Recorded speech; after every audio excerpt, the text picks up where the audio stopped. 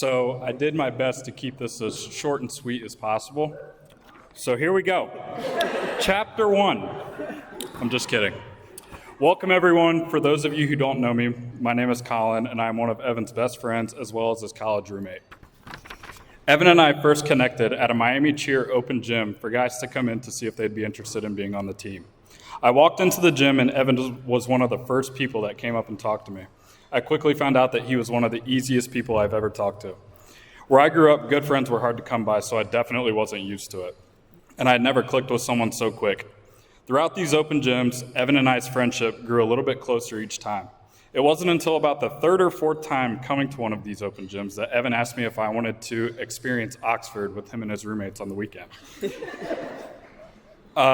He said that it would be a great time and that there would be a lot of water and Diet Cokes available. I can confidently stand up here and say that saying yes and taking a shot in the dark with people I had never met became one of the best decisions I'd ever made. And I finally found out what it was like to have true friends. I specifically remember most of the first time I went out with Evan at Miami for the first time.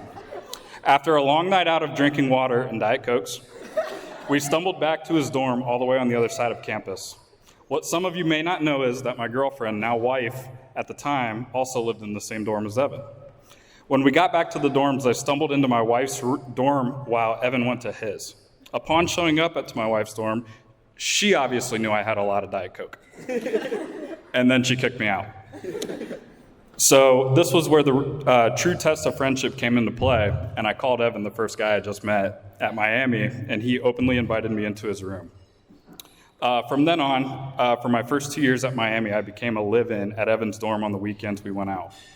For the first 2 years of my college career, I was commuting to Oxford on the weekends for cheer events, and I always had an air mattress blown up that just so happened to fit perfectly under Evan's bed. After 2 years of commuting, I officially moved to Oxford and became roommates with Evan and Jack. I could go on and on about the stories and the laughs we had living in that apartment. Nights out, nights in, late night shenanigans, and quick runs to Taco Bell at 2 a.m. One of the last things I would like to bring up that I discovered about Evan is that he might be one of the only people in this world that puts their Christmas tree up in October.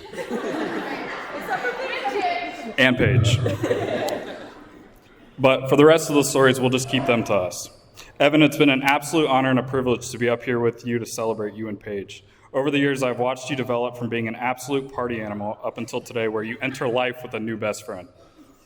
Paige, you are a blessing to Evan. You keep him on the straight and narrow most of the time, and you are perfect for one another. I am so happy for you both, and I can't wait to see what adventures you two go on throughout your life.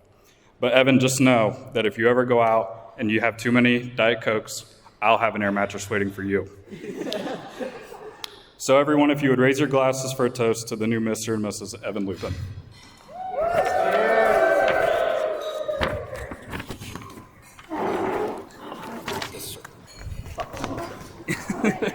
That was good. Let's hear it for Rachel on best man.